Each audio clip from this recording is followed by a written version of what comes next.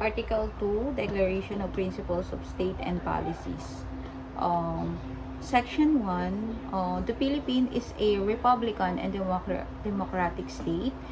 Sovereignty resides in the people and all government authority emanates from them. Section 2, the Philippines renounces war as an instrument of national policy, adopts the generally accepted principle of the international law as part of law of the land, and adheres to the policy of peace, equality, justice, freedom, cooperation, and amity with all nations. Section 3. Civilian authority is at all times supreme over the military.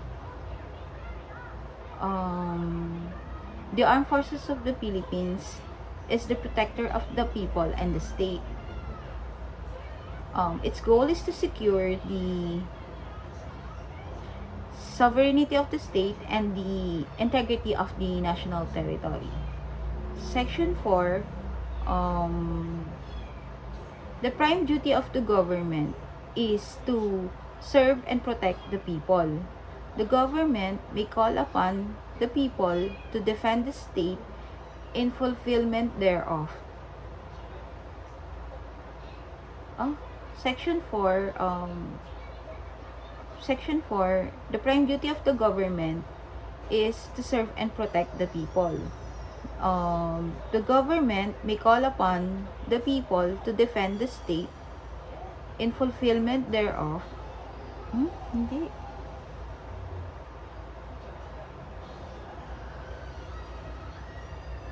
Tama. Okay, ulit. The Section 4, the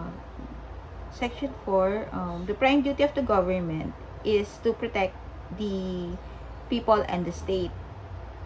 The government may call upon the people to defend the state in fulfillment thereof.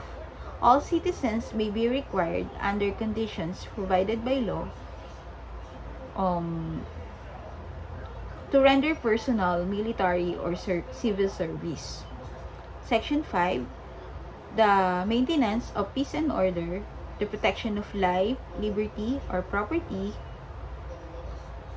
and the promotion of general welfare are essential to the enjoyment by the people, by all the people,